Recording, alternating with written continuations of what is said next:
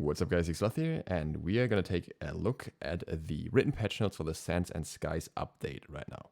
I already did the live viewing, that might be going up at the same time because the upload takes quite a while, we'll find out. But we are going to look at how these changes are looking on paper at least, and then hopefully later we'll look at them in game as well.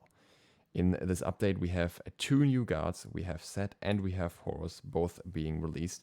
And the first one that we have on this list here is Horus, so we're going to look at him first and then look at Set afterwards. And with Horus, we have this supporty kit. He's the warrior, and we can look at his art here real quick. You can see that, most of you know that. And he has a lot of defensive abilities. His passive is Resolute. That means that every time he takes damage from an enemy guard, he gets a stack. Each stack gives him 1.5 protections and 1.5% CCR, not CDR. And he also can heal from this.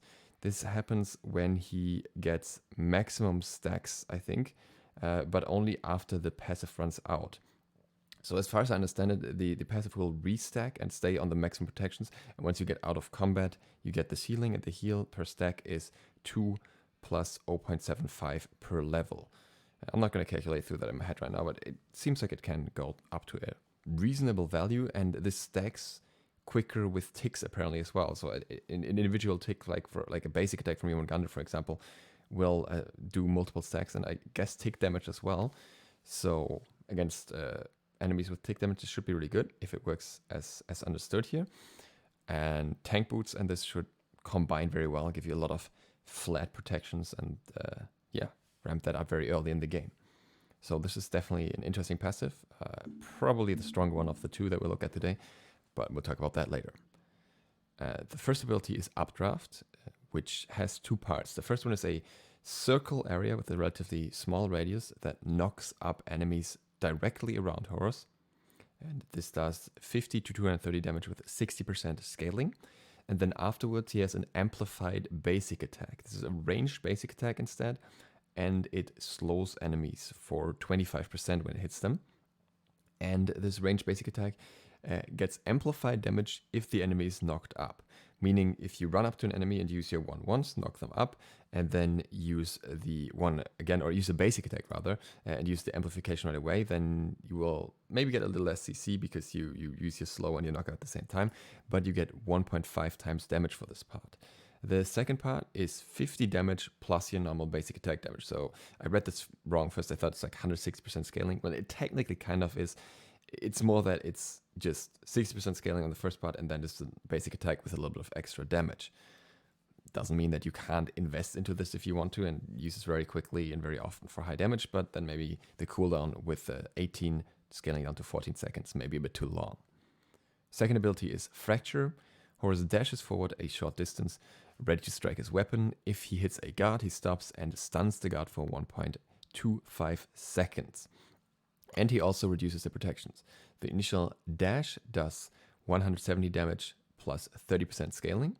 And then the cleave does not happen immediately. It's like a little bit of a delay. But the enemy is already stunned. So you can turn around and hit someone else with the cone with the cleave damage. And that's 190 plus 50% scaling. So a little bit more damage on this part. The protection reduction is 10 to 30. So quite a high flat value, I would say. It only lasts for 3 seconds, so you have to be quick to use it. But if you're going for a damaging combo, then you would start with a Fracture, dash on the enemy, stun them, get the protection reduction, and then use your 1 to knock them up and then slow them. There's a lot of chain CC with a fair bit of damage here, actually, and very little counterplay from the enemy. Cooldown 16 seconds are also relatively long. His third ability is Protector's Surge. Horus rushes to the aid of an ally. Selected an ally, Horus will fly to the location before descending. Upon landing, the selected ally and all nearby allies have their health restored and gain protection for 3 seconds. This is the one that was already in the achievement, where you have to heal an ally under like 25% of the HP. And the heal here is starting at 50 and going up to 250 plus 10% of your physical power. 10% is not out of this world, so it's just a little bit of extra healing there, just so it scales up a little bit. The protection buff that lasts for 3 seconds is 10 to 30 protections. It seems of each kind, and with a 16-second cooldown, also relatively long. What's interesting with this ability is that you can use it on minions as well. So if you're playing him in solo lane, you can use this to heal yourself, I think. Because it says all nearby allies, so I think he himself heals too. So everyone around basically heals. And it seems if it's all nearby allies, it's also useful to group up for this ability. Or like in a team fight when allies are clustered anyways, you can just kind of dash in and heal them all. And this, between this and his passive, I would say it's also very much worth building anti-heal against him. If you're laning against a Horus, that's probably something that you want to invest into. And the other thing here is the ultimate to the skies. Horus sends a mirror image of himself into the sky that scouts a location to fly to. That's important, right? The actual Horus stays on the ground and channels, and you can attack Horus on the ground. He's not safe from anything. He's just there, but you are playing this mirror image, this ghost that's flying through the sky basically, and you scout a location similar to like Thanatos ult. You can just fly around and you can target something on the ground. And then upon landing the selected ally, wrong ability. Upon selecting a ground location, Horus will begin to channel for 2 seconds. Any ally near Horus after these 2 seconds, allies near Horus after these 2 seconds are flown to the ground location Horus image chose. So this means that there's this, initially he's just standing around and I think you get an indication that he's trying to ult somewhere. And then the ult starts charging up once he chose the location to land. And in that time, you can go into the area still and say, okay, I want to join him or I don't want to join him, depending on how the situation is for you. And you can also see where he's landing. So you're not going to land in the enemy tower if you don't want to. So a lot of visual cues here basically for both Horus and especially his allies to know what's going on. Whereas the enemies only briefly see the landing animation for like 1 second beforehand to know that people are going to drop down there. So after these 2 seconds, after the channeling, Horus lands down and all his allies that were in the circle area land down with him. And the enemies are knocked up. They take relatively high damage, 550 damage plus 80% of your physical power. And your allies also get a shield of 160 to 480. Yeah, you can drop down with the entire team. Everyone gets a free shield. The enemy team gets knocked up, and you get AoE damage to start off the fight with. So trying to make any calls for Fire Giant when the enemy team's Horus is up, with like 1 or 2 allies at least, and has his ult up, is gonna be super scary. Any objective play against Horus is gonna be super scary. Even defending towers is gonna be scary because you can just dunk on them and give everyone a shield as well. 100 seconds cooldown, not too long. The ult is definitely the big crazy thing here. I'm looking forward to it, but I'm also scared. So far, Horus definitely sounds towards the stronger side to me. Just a lot of utility, a lot of CC, a lot of mobility, a lot of sustain, and actually not that low damage values either. Like it sounded like it would have low damage values, but definitely doesn't sound too bad now. And sounds like he can be very much flexed between support and solo. And who knows, maybe even jungle. I guess no, Fracture only works on guard, so maybe not. And we have his recall here as well, which we can take a look at. It's wait, is this actually the recall array? It looks the same. I'm a bit confused here. I'm pretty sure this is not actually. Oh no, it is. Wait, the recolor is just the same art in green. That's one of the least impressive recolors we've had in a while. I'm actually surprised, considering everything else. Just a little bit more, a little less golden, a little more green. Well, I think it might look cool in game. It's just that Akada just really doesn't do it justice. He's a little bit wider as well, maybe? Not really. Could have done it like a black horse or something. I don't know. Oh well. And then we have Set, the Usurper. And that's the one I'm going to play, and that's the one you guys mostly asked me to play so far as well.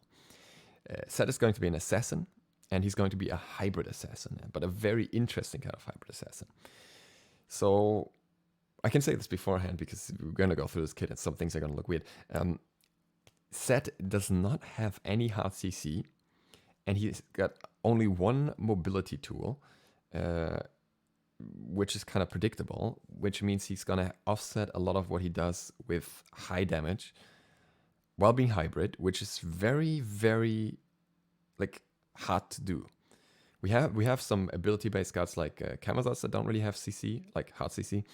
We have some AA guards that have CC or other heavy survivability tools like Kali or Bakasura to some degree. And we have hybrid guards like Willish, who's got the CC to offset for some other parts like that might be rougher otherwise, like to even be able to build everything she needs and whatnot. Set doesn't have most of that, but Set has some other stuff. So Relentless is his passive, basically also 10 stacks of the passives like Horus here, and every time Set damages an enemy, even with like his AoE taking abilities, he gains a stack, and the stack increases attack speed by 2.5%, so up to 25% attack speed increase.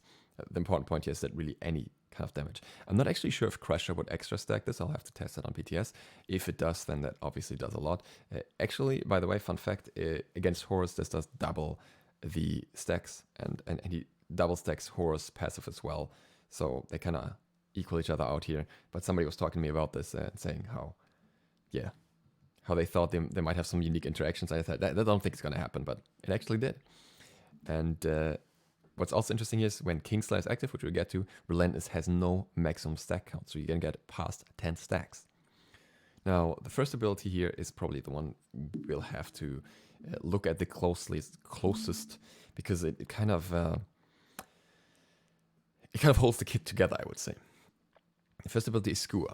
Set amasses hatred, throwing it forward and dealing it. I don't even need to read this text because it's just a line ability that you throw forward, really. That's all it is. Does 70 damage to 230 damage plus 80% of your physical power and scaling. It has a 25% slow, and it has a range of 60 units, so it's relatively long. A mana cost of 40 to 60, so that's not too bad, and a 7-second cooldown. Extremely short cooldown here. So this is very, very spammable. Keep that in mind. And what it also does is it directs spawns towards the target as well, but not necessarily on the target. So we get to this with the second ability, but you know that he can spawn clones already, probably. And these clones that he can spawn have their own aim, essentially. You can, like, while it's a line ability, you have a secondary targeter, like, you can aim forward or backward, and that's where the clones are going to go. So you can even throw this ability, like, directly in front of you on an enemy, and the clones will still hit the enemy if you aim them right. So all the clones will dash to this one point on the line, and they do extra damage. So they do 60 to 180 plus 80% of your physical power, and then any additional spawn will do 40% damage. The slow also lasts for 3 seconds, so it sets up a lot of basic attack damage afterwards, which is something he really needs due to his passive that's based on an attack speed. And then we have the second ability, Spawn of Set. Set conjures a spawn of itself made of sand. These spawns will stand when summoned and attack nearby enemies. They don't walk. You can only move them with the one. He has up to 2 charges of this ability, allowing him to conjure spawns in quick succession. And he can interact with these spawns with other abilities, commanding them to attack or teleporting to them. He can only have 8 spawns at any given time, and I think there's an achievement for hitting enemies with 6 spawns or something. And, having 6 spawns up. So here you have 20 damage plus 25% of your physical power, so they don't really do much damage. It's just, a little slap if you walk too close. But I think they attack minis as well, and they cannot be attacked. They also have a duration from 8 to 12 seconds, though I'm pretty sure this is what you're going to level last, because that's really all it changes, the cooldown and the duration. Attack range of 12 feet, so yeah, not too far from them. And a mana cost of 30, so they're kind of more spammable that way, which is nice. The cooldown starts at 30 seconds, but it only scales down every 2 levels, so it's 13, 13, 12, 12, 11. Not too bad, though, in my opinion. I think it's alright, because, again, you have 2 stacks of this, and they're very useful for him. And then we have the third ability, which also has a longer cooldown, and that's Sandstorm. Set conjures a sandstorm around him, protecting him from physical damage and causing him to be immune to slows. Enemies near Set are damaged every 0.4 seconds for 6 seconds and have their vision obscured by the sands. The vision obscuring, whatever, is not very strong. It's just a little bit. You can see a little bit less, but yeah, it's not like Ra or something. If Set is targeting a spawn when this ability is cast, he will immediately teleport to the spawn. Otherwise, he can reactivate this ability to teleport. Set can only teleport once per sandstorm. So this is very, very interesting, right? have this ability which has 24 damage per tick and 7% of your physical power. So really, unless you're sticking to someone for the whole duration, this is not going to be insane in terms of damage. This is way more for stacking as passive. But you also have immunity to slows, which is very important for an AA guard like that. You also have physical damage reduction, apparently. Yes, yeah, that's the physical damage, right? 15%. Only physical, though, and keep that in mind. So, like, it's better for boxing physicals, essentially. Teleport range is 65 feet, so it's also its mobility here. 65 feet, not too bad. And the mana cost from 50 to 70 with a 16 seconds cooldown. The question really with this ability is, how are you going to use it? Are you going to go in right away with the Sandstorm to stack it up to get your passive going and deal more damage? Because that's, I think, what you want to do. But then at the same time, you're sacrificing your only escape. Are you going to use it to engage? Then you can't get out. Or are you going to hold on to it and not use it and use your other abilities, but kind of don't get your passive stacks that quickly? That depends a lot on if Crasher can give you the stacks, I think. But yeah, either way, it's going to be interesting how this is going to be used. It's definitely going to be a good cleanse for slows as well. And maybe sometimes you will just want to blind an enemy a little bit. I don't know. But yeah, interesting ability, interesting how it's going to work. And that brings us to the ultimate. Kingslayer, set enrages, channeling his rage towards his enemies. And basically what he does is he drops his weapon and focuses way more on his AAs. He marks enemies, and so basically with every damaging ability now, he marks them. So which I think would also mean that every tick of Sandstorm again will mark them. And at 4 marks the target erupts. This eruption does burst damage, which is surprisingly little, to be honest. But I guess it's because I think you can restack it over and over, as far as I understand it. So 85 damage plus 25% of your physical power, but it also heals set at the same time for 90 plus 20% of your physical power. And he also gains a charge of spawn of set. Excess charges are immediately consumed, causing a spawn to appear in your set. So you can basically spam the spawns that he has with this. The duration of the ability is 12 seconds, so it's very, very long. And 90 seconds cooldown, so not too bad. 100 mana cost. But the important point here is that his passive is unlimited during the time. So you can really get super high attack speed during this and just keep spamming basics as long as the enemies let you. This is going to be interesting also in the context of Silver Branch Bow, because you can overcap with this, I think. And I think you're not going to get fast attack speed at that point anymore, but you can get the power increase from Silver Branch Bow for sure. So I think this might be a late game item for him quite often, just to get more out of the ultimate. Unless you're going for ability damage and just focus on the skewer, because that has ridiculous damage as well. So yeah, that's Set. I think Set is going to be a lot harder to balance, because he's either going to be very OP in terms of damage, and I think it's going to happen at the start, or he's going to be somewhat underwhelming because he lacks the CC and mobility that you normally need on a guard. So this is going to be a lot of work, whereas Horus I think will be a lot easier to adjust to some degree. And I'm also surprised that Spawn of Set has mana cost, but we'll see if that stays that way. And here we have History Color. We actually also see that there's a very limited difference here. With both of these, I just have like this similar color theme here with the cyan.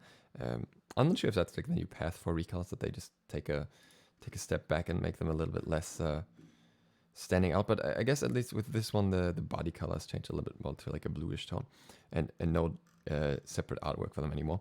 But oh well. Outside of that, we have a ton of new skins, and we have some really cool ones that I really like in this patch. So we're gonna take a look at these real quick, and we're also gonna listen to the voice lines as well. So we're gonna start here with Helheim Uller. This is the one for the new. I thought it was like an event, but now I don't really get it anymore. I don't know what's up with this. Or I thought it was an adventure. Now it's just an event, I think, or something, or whatever. You can get that somehow. So that's cool. We have Fabled Artie, like a little Red Riding Hood skin for Artie, which I think is really cool. It looks really cool in game as well. Voice lines are really nice. Everything really fitting, and they even changed the model for her bear form to look more like a wolf, like in terms of the body type. So that's pretty cool. I really like the skin, and I think it's one that's going to be in a chest as far as I understand it, but I'm not quite sure. This one, on the other hand, is, I think, not in a test because this is working towards the new set skin, which will be basically the next Tier 5 event that we get. And, well, the Tier 5 skin is Kukulkan, but we have 3 skins for all the new guards coming out beforehand, and one of them will be a set skin. And this one is Baron Sam the Illuminator, and this guy has really cool animations and a really cool voice pack, so everything about the skin is cool. And if I hear any complaints about the skin, I'm gonna be upset. No, I really like the skin though. And then we have Thor Gladiator, which is the new Twitch Prime skin. It's alright. I think it's not too different from other Thor skins, so I'm like, yeah, he's got a lot. Fenrir Marrow Eater. What you can't really see here is the tendrils on his back. And these tendrils are actually very crucial in how the skin works. He's got this ripped open back where you can see his spine and this tendrils coming out. And it's scary. It's actually a creepy skin for once. Like, where I would say, damn, this is creepy. I like it though. It has like its massive horns as well and everything. Looks very different. Check it out in the live viewing of the patch notes that I uploaded, because I think it's worth looking at. And then we have Janos Blinky Chibi. I'm not a fan of Janos and I'm not a fan of most Chibis, so this one's not for me, but I think it is well designed, and those of you who like either Janos or Chibis will probably enjoy this.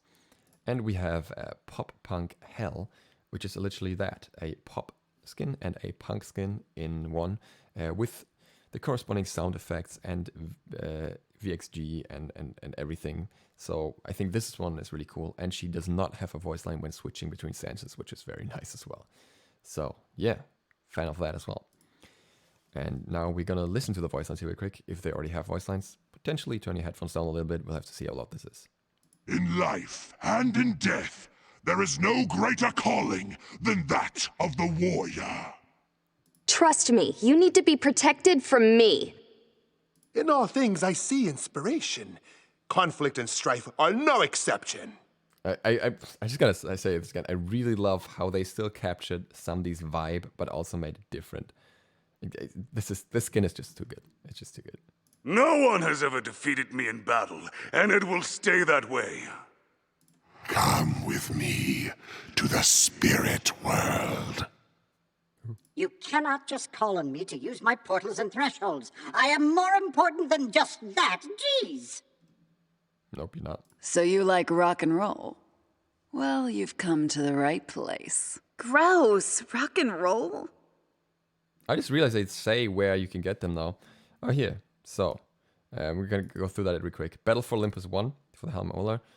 Yeah, Artios inner chest, fairy tale chest, unfortunately. And, okay. Helm Olar and Samdi are together, both for Battle for Olympus 1. So you get these two. And then Gladiator Thor, Twitch Prime. And Marrow Eater Fenrir is Battle for Olympus 2, along with Pop Punk Hell. So, wow, these skins are honestly, these two and these two, I mean, I don't really care about the older skin, but that's really worth it for the, if you look into what's the set skin at the end, which is basically a throwback to the Robot Unicorn Dash game. So, yeah, just saying, like, that's a good deal, I would say. And then Janos is in the Chibi Bonanza chest. Alright, so we have the schedule here. Battle for Horus and Set release, Battle for Olympus, Fairy Tale chest, Battle for Olympus Part 2, Chibi Bonanza chest, and new Twitch Prime loot. You can also see the dates here if you want that. And that brings us to the changes. We have guard fixes. I don't know what the first fix is supposed to be for this card here. Cooldown reduction, change to decrease. So cooldown decrease, okay.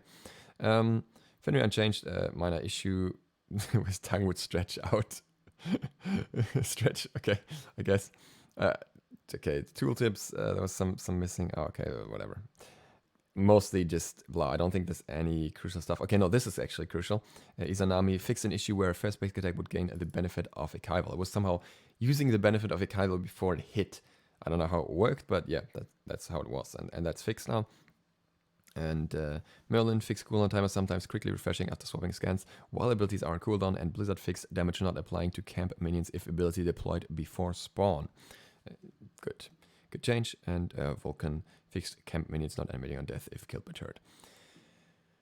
Item fixes. Fixed not being able to sell evolved Attacker's Blessing. Fixed Sword Virtual Tip not mentioning the 50% reduced on damage on follow-up hits. Fixed Stone of Binding Tool Tip not mentioning duration. Fixed Phantom Veil upgrade not having highlight for what changed in the upgrade in its tooltip. I like these small polish things. I think it's nice that they focus a little bit more on that now and put it in the patch notes as well. So I wanna read this out. Ranked. Fix an issue where MMR was being grounded to the nearest interval of 25. Leaderboards will still display values in intervals of 25. We plan to fix this in future releases. Fix Ross still playing Split 1 instead of Split 2. Fix a displayed ranked appearing to increase when repeatedly viewing the same leaderboard. Fix the 2015 ranked loading frame so it now displays properly.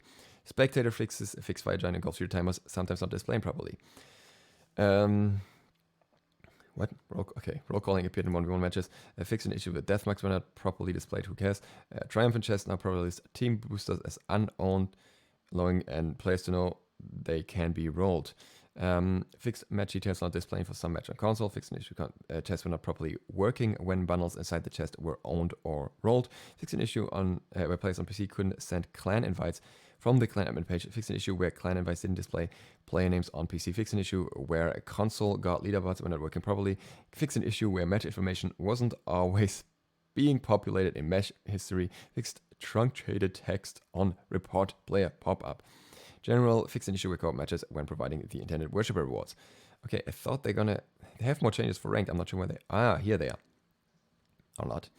Project Olympus, further fixes. Roll queue, priority queue no longer resets when you relog. Very nice. Ranked and normal conquest no longer share the same pool of priority points. Good, I don't know why they ever did or how that happened, but you can't basically play off-rolls, like hope you get an off-roll in casual and then guarantee your roll in ranked. And ranked matchmaking MR gains and losses not properly displayed at the end of the match lobby.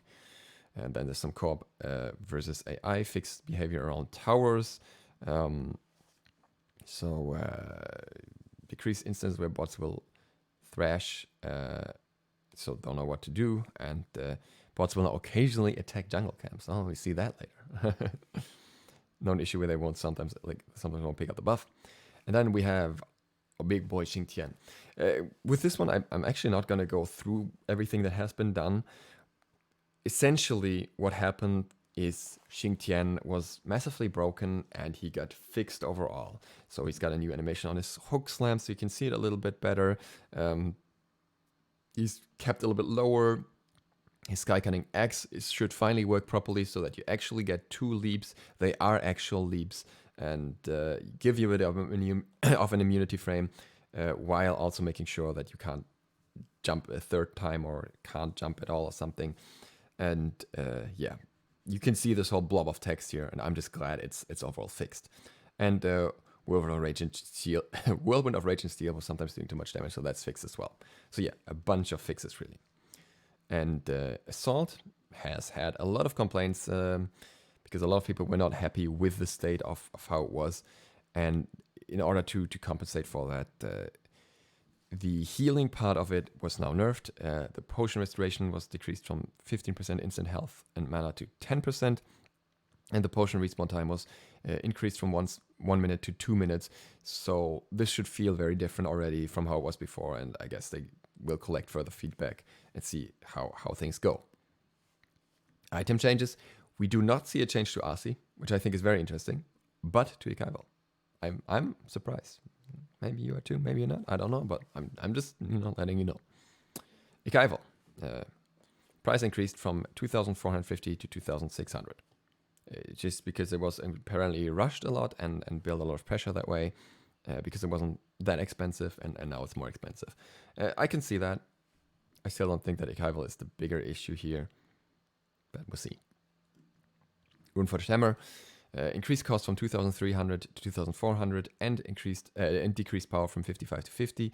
So I have a feeling this will make it lose value for hunters. I can't say how much it does for Kanonas specifically. That's probably who most people are looking at. But as the DPS values were already relatively close, I think with another 5 chopped off, I think this should be it for Runeforged Hammer. For that purpose, not in general, but for the Kanonas spamming Runeforged. It still has some other benefits, obviously, and it's still not super expensive, but it's just becoming a little bit unrewarding at this point, I think. I'll have to do the numbers a little more closely to say it for sure. Blackthorn Hammer decreased health from 450 to 350. It was only a matter of time. The item was way too cost efficient in terms of effective health for a very low price, allowing solo laners to pick it up very, very early in the game, instead of actually going into defense to counter the enemy, because Blackthorn itself was so good. That's what happens. Now it should be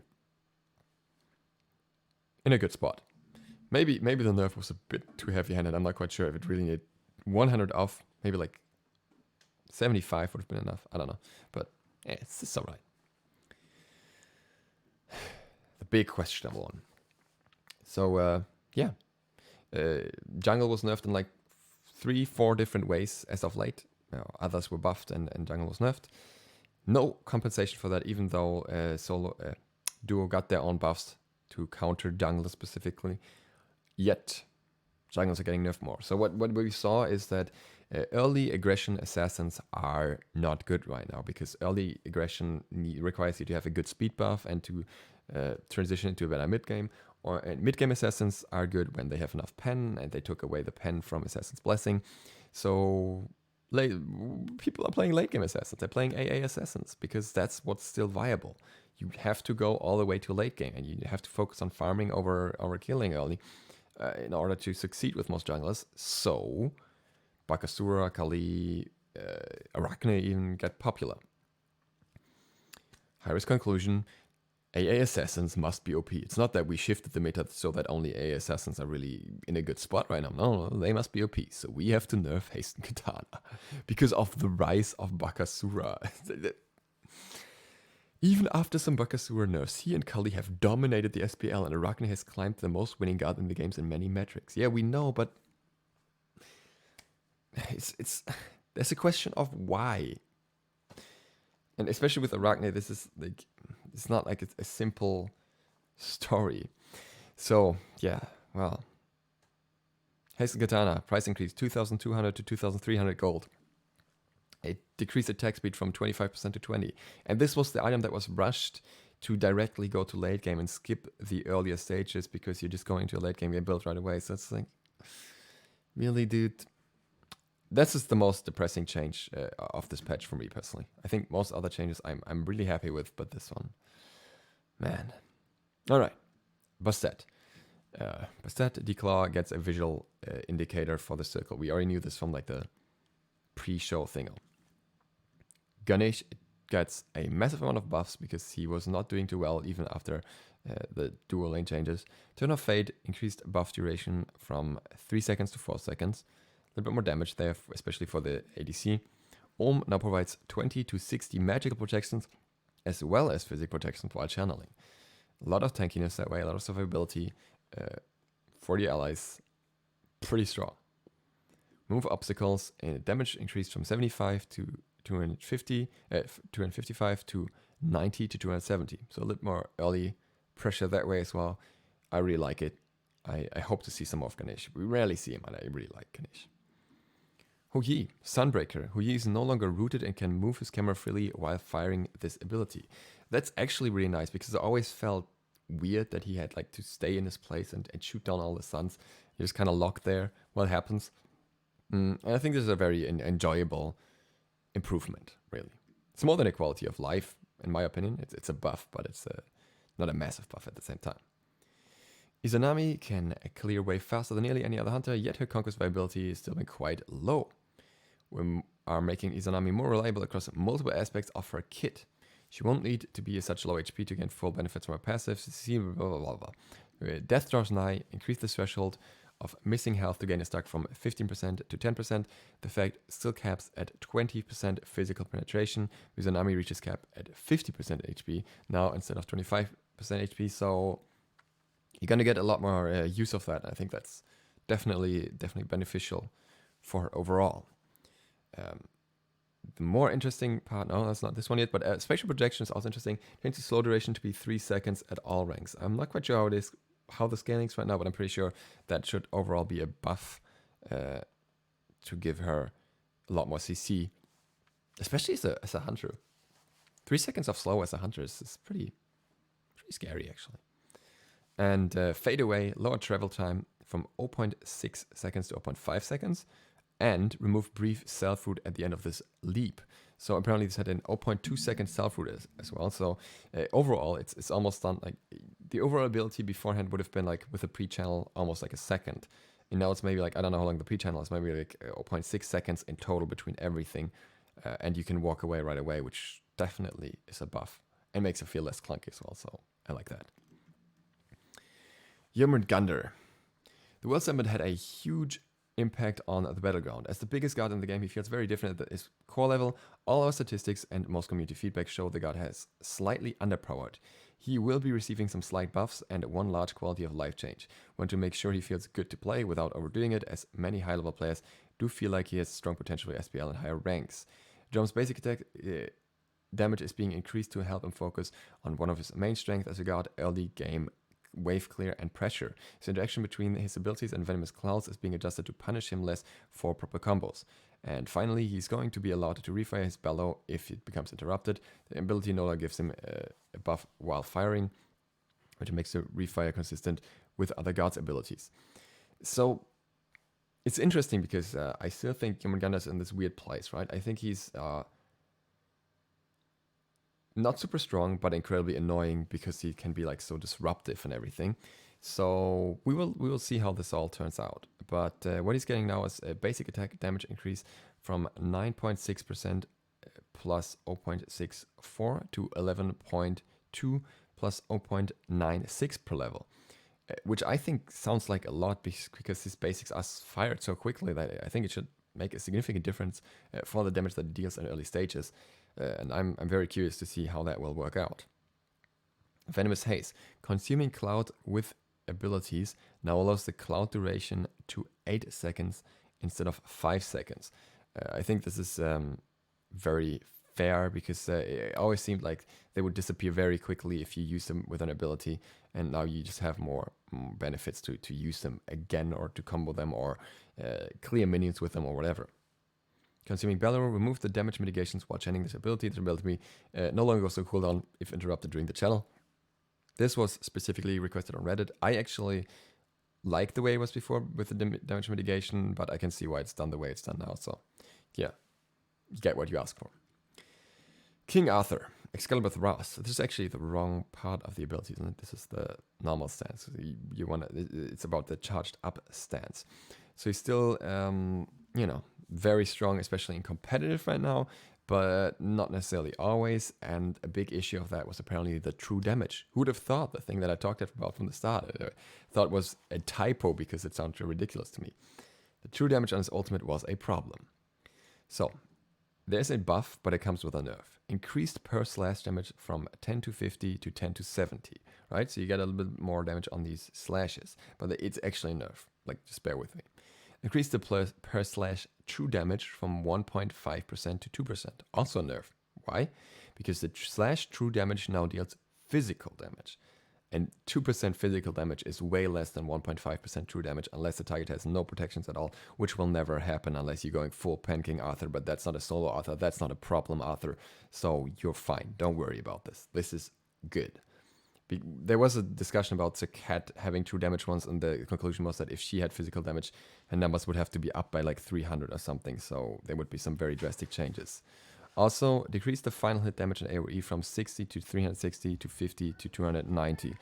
And that really means that the final damage here will have less impact overall, making it so that beating is actually more beneficial. The final hit and AoE true damage now also deal physical damage, so it's all very different from before. The overall damage has changed from 120 to 660, plus 14 to 22% of true HP, to 110 to 700, plus 17 to 25% of HP as physical damage. So overall, the damage should be lower here, even though the numbers are a little bit higher, because it's just a lot more that can be mitigated right now. Kukul Khan gets a circle target Zephyr, and Scylla gets a targeter to a Sigma as well to see how they affect enemies when you hit them. And we're gonna cut this off right here. It's getting pretty busy anyhow, and we're going through all the changes. I've said what I had to say, and with that, thank you guys very much for watching. I hope to see you all for the God first looks later on. And yeah, if you're new to the channel, feel free to sub button with the bell. It really helps me out. DukeSloth out.